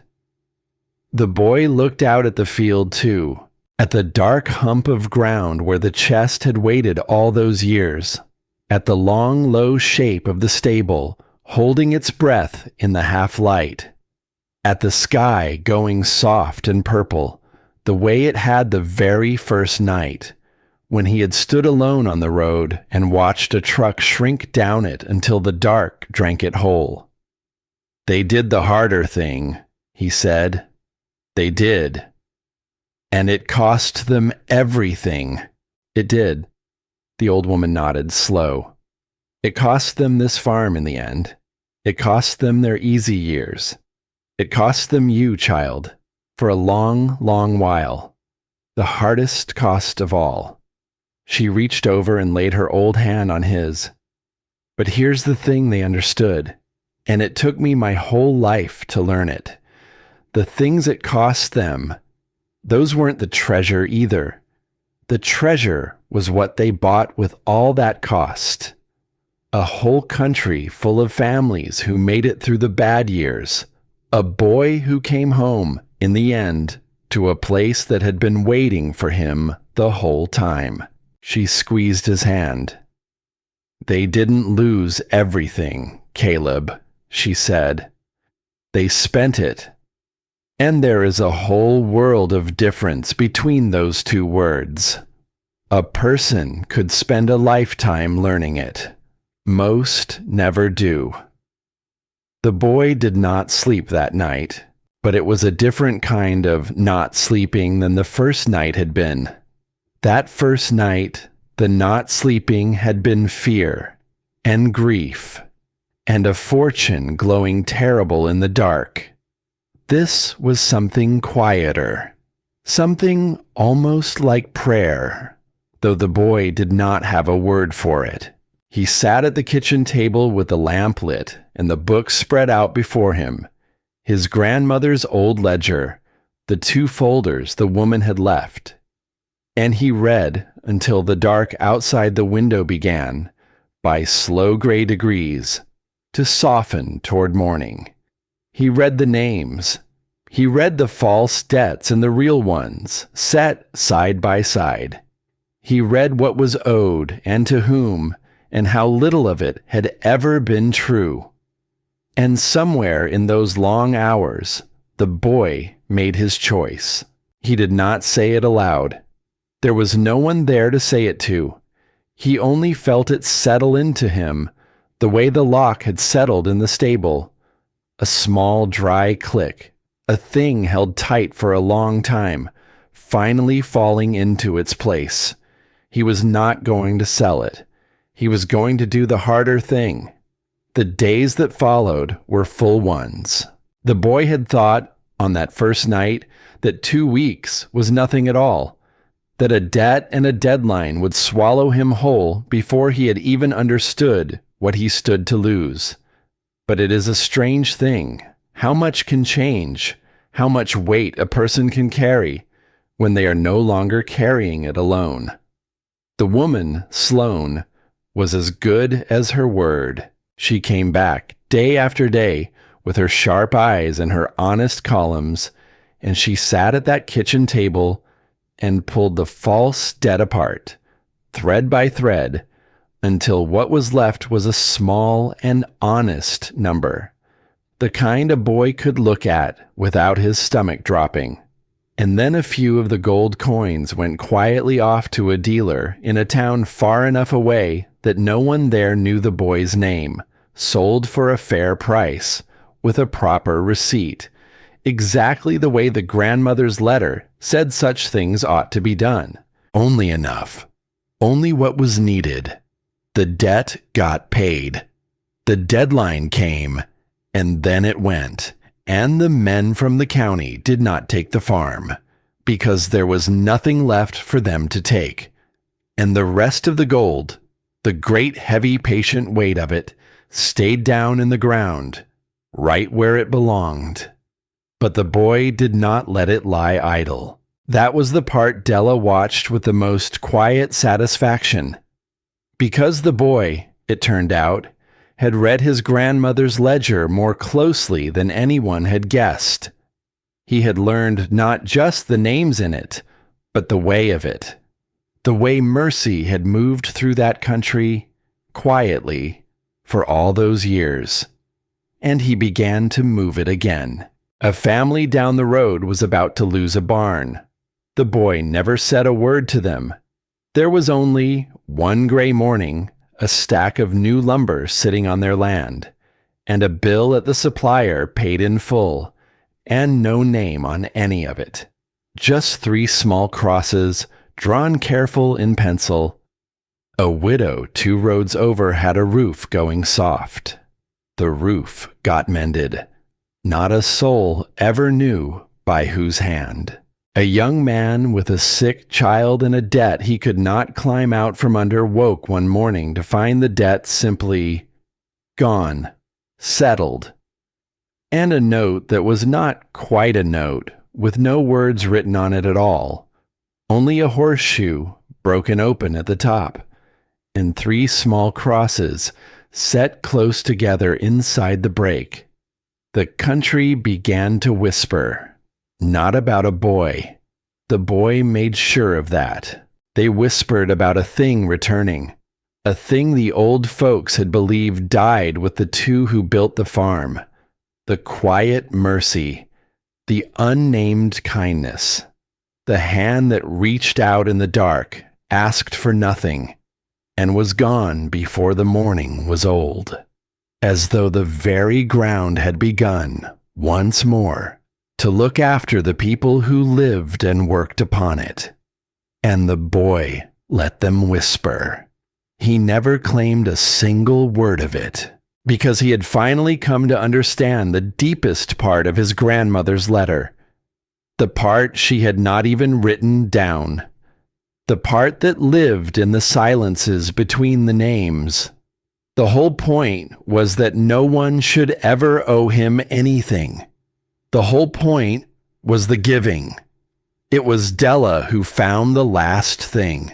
She had taken to coming by most mornings, the old woman, with her stick and her dog and a fresh pot of something already warm on the stove before the boy was properly awake. She said it was to keep an eye on him. The boy let her say that. The truth, which neither of them ever spoke aloud, was that the two of them had become, somewhere in those busy days, a kind of family. The old woman who had lost her own people to the long, slow passage of the years, and the boy who had never had any people at all, to lose or to keep. They fit together the way two cracked things sometimes do. The broken edge of the one set against the broken edge of the other, making between them something whole. She was up in the loft of the stable one morning, sweeping, just tidying, the way old women tidy when their hands need a thing to do, and their minds need somewhere to wander. And her broom caught on a loose board. "Caleb," she called down, "come up here a minute, would you?" The boy climbed the ladder, the same ladder whose loose top rung had tapped against the post that first night, the small patient sound that had drawn him into the dark and begun all of it.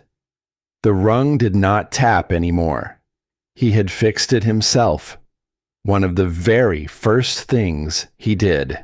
Some sounds, once you understand them, you do not need to hear again. Della was kneeling by the far wall, where a single floorboard had come up under the bristles of her broom. "There's something back in there," she said.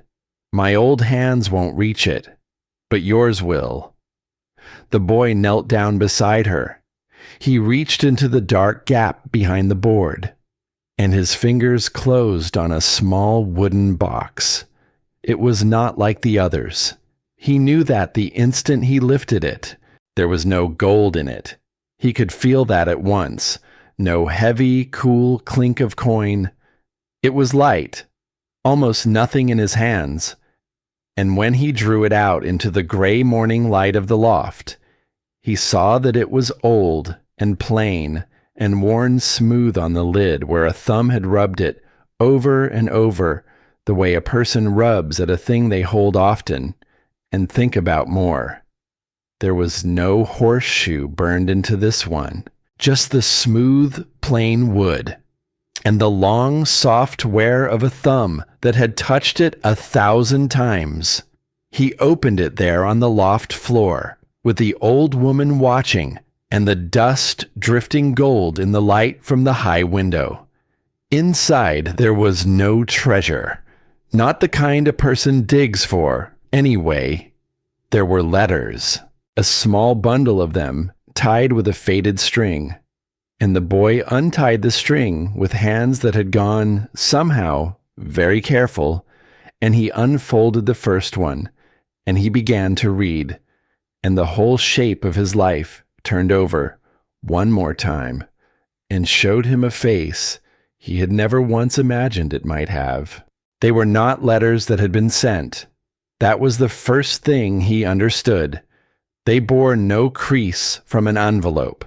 They had never been folded into one. They were letters his grandmother had written and kept. Letters to him, one for every year. The boy sat very still on the loft floor and understood, slowly, what it was that he was holding. She had written to him every year. A boy she had never been allowed to hold, in a place she had never been permitted to visit. She had sat at that very kitchen table downstairs, year after year after year, and she had set down everything she could not say to his face. Everything she could not send, for fear of the wolf who watched the family. And she had tied them up with a string and hidden them away in the dark and waited. "You would be 6 now," the first one began. "We heard, in the careful ways we have of hearing things, that you began your letters this year. We do not know if it is true. We only know what little we are able to learn.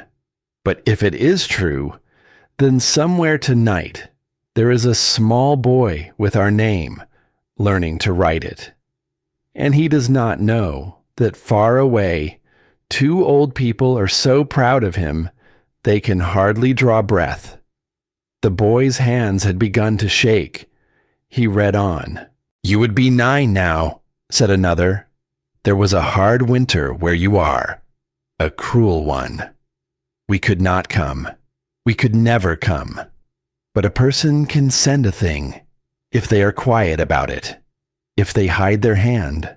So we sent what we could to the place that keeps you. Warmth for the cold rooms. Blankets enough that no child there would go without, even in the worst of it. They will never know who sent it. You will never know. But you will be warm. That is the only letter we are permitted to write you, child. We write it in coal and in blankets. And we sign it with no name at all. And we pray it reaches you in the one language they will let us use." The boy stopped. He had to, because he remembered that winter. He had not known it was that winter, not until that very moment. But he remembered it now, all at once, the way a smell can bring a whole childhood back. A hard, cold year, when he was a small boy in a long, cold room. And he remembered how, partway through that winter, the cold had simply eased. New blankets, suddenly, on every bed, the rooms warm of a morning, where they had been bitter the day before, and the grown-ups murmuring to one another over it, puzzled and grateful both. Who would do such a thing? And leave no name to thank? He had been warm that winter. He had been warm because 2 old people, far away, who were never once allowed to so much as see his face, had reached across all that distance in the only way the wolf would permit them.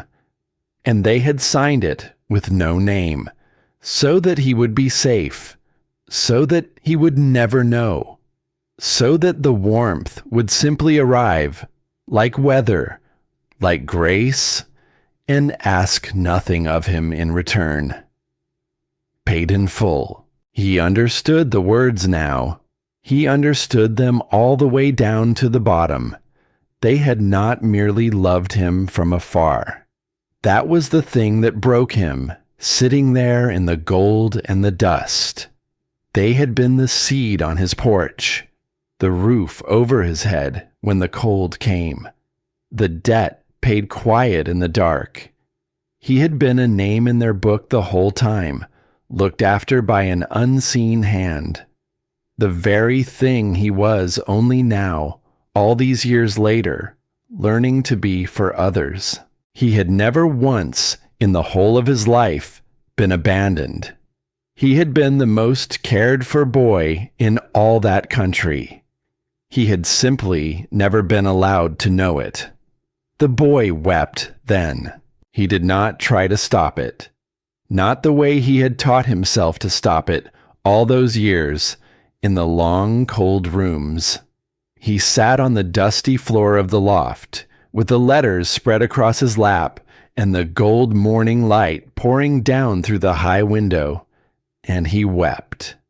He wept for a boy who had spent his whole life believing himself unwanted, when across all that distance there had been 2 people writing him letters they could never send, warming his rooms with a hand he was never meant to see, loving him in a language with no words in it, only coal and blankets, and 3 small crosses drawn in pencil. And Della did not say a word. She only moved close, the old woman, and put her arm around his shoulders, the way his grandmother never once got to. And she held on, and she let him. The gray dog rose and came and lay down against his other side and rested its chin on his knee and sighed. And the three of them stayed like that, in the warm loft, in the gold of the morning, while a boy who had believed himself alone in all the world finished at long last the slow and aching business of learning that he never had been. There was a last letter, the most recent of them all. The boy read it later, much later, when the others had gone, and the house was quiet, and the lamp was lit on the kitchen table, and the night pressed soft against the windows. You would be grown now, it began, nearly, old enough that the danger is almost behind us, old enough that soon, by every law there is, you will be your own, and the wolf will have nothing left to gain by finding you. We have waited so long for this day. We do not know if we will live to see it. We are old now and tired, and the waiting has cost us more than the giving ever did. So we have made a plan. If we cannot come to you, then we will leave you a road home, the farm, the gold, the truth of all of it, hidden where only you could ever find it. Behind the very sign you used to sit beneath, when you were small and lonely, and did not know that anyone in the whole wide world was thinking of you. The boy stopped. His breath had gone tight in his chest. That sign in your window, child. Did you ever guess it was ours? We could not come. We could not send our name. They would have found you. But a small thing can travel where two old people cannot. So we sent our mark ahead of us, by quiet hands that never knew whose it was, and asked only that it be set somewhere a lonely child might sit, so that wherever you were in the dark, on the nights you felt most alone, there would be a small piece of us watching over you, a thing you would carry without ever once knowing what it was, or whose. So that one day, when you finally stood in our stable and saw that same mark carved into a door, some part of you would know it, some deep part of you would feel, against all reason and sense, that you had come home. Did it work? We will never know. But oh child, we hoped. We hoped so very hard. The boy set the letter down on the table with the greatest care, as though it were made of something far more fragile than paper. And he understood, at last, the final piece of it. The sign in the chapel window, the one he had sat beneath on every one of his loneliest nights. The single strange shape that had kept him quiet company in the dark all those years. The thing he had believed belonged to that place. The thing he had been so sure belonged to no one at all. It had been theirs. They had reached across the whole length of the world and set a small piece of themselves down in the one place a lonely boy would go, so that he would never be quite as alone as he believed himself to be. He had been sitting beneath their love the entire time, in the very worst hours of his childhood, and he had never once known its name. He knew it now, and the knowing did not undo the loneliness of those years. Nothing could do that, but it changed what they had been. They had not been empty years, after all. They had only been years he had not yet learned how to read. The boy kept just one thing for himself, in the end. Out of all of it, out of all that gold, and all those worked and precious things, the buckles, the chains, the small, soft, glittering pieces of a fortune. He kept the watch, the old pocket watch from the cedar chest, the one that had given a single tired tick when he first shook it in the dark, as though it had only been waiting all that time for a hand to come along and wind it again. It was not the most valuable thing in the chest. It was not valuable at all, really, set beside the gold. But it had belonged to his grandfather. The heavy, square hand in the letters had been his. And there was something in the patient old machinery of it that the boy found he could not let go. He cleaned it. He learned its workings, the small, stubborn heart of it. And he found, in time, that it kept good and steady time, if only a person remembered to wind it. So he wound it. Every morning, before the sun came up over the field, the boy would sit on the porch step in the gray light and wind the old watch, and listen to it tick, steady and stubborn, in the cool of the dawn. And it told him the only kind of time that ever truly mattered out there. Not the hours, not the days ticking down toward some deadline. It told him the going on, the choosing, each new morning, to keep the promise, one more day. The seasons turned. The farm did not become grand. That had never been the point, and the boy never once wished it. But it became something far better than grand. It became alive. The fences got mended post by post by hands from up and down the country who showed up without being asked and would take no pay for it.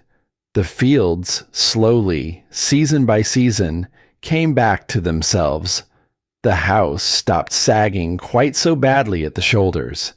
And the porch, which on that first night had looked like a chest that had given up breathing, came in time to look like one that had remembered how.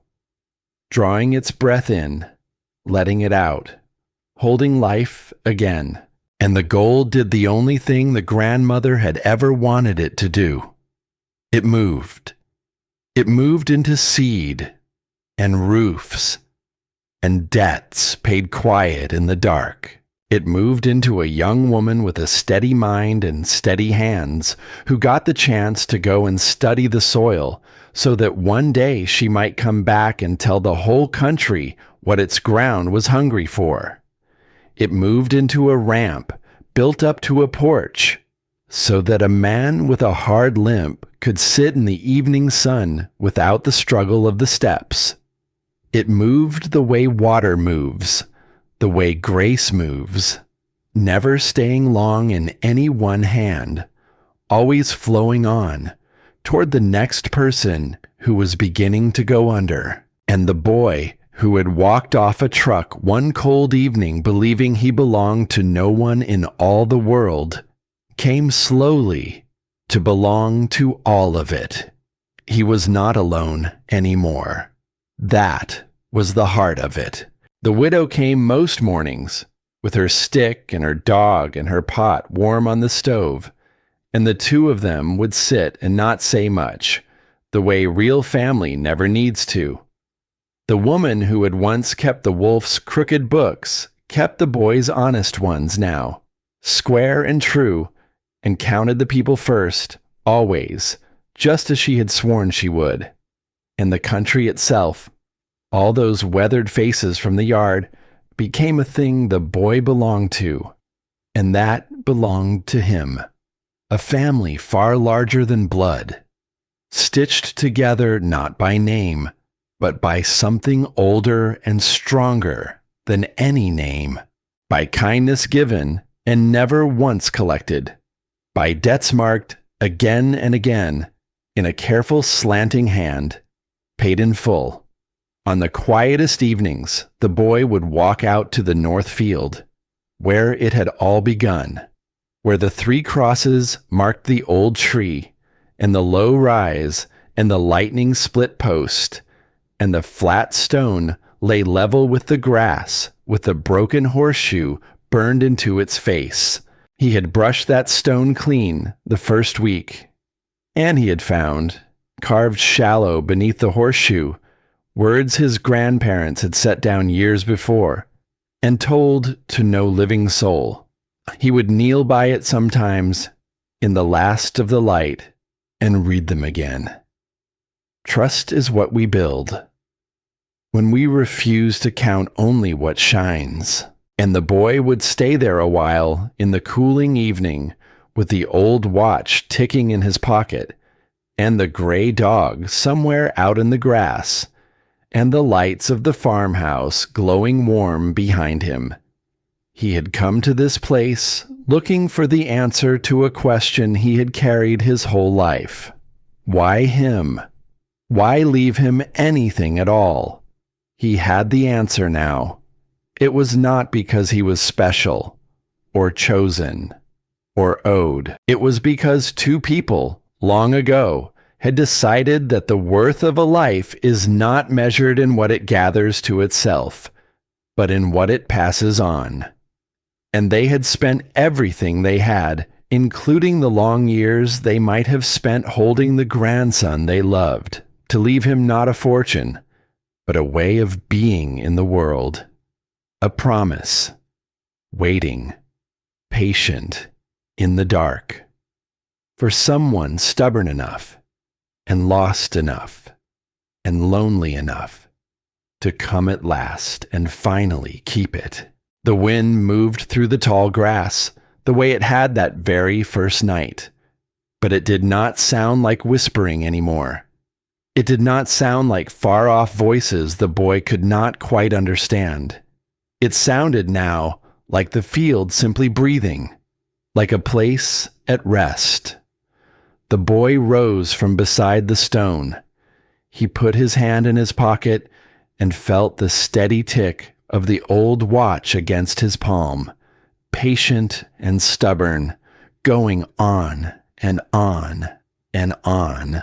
And he turned and walked back toward the warm lights of the house, where someone had left a lamp burning for him, where someone was waiting, where, after the whole long and lonely journey of his life, a boy who had once belonged to no one had finally, and for good, come home.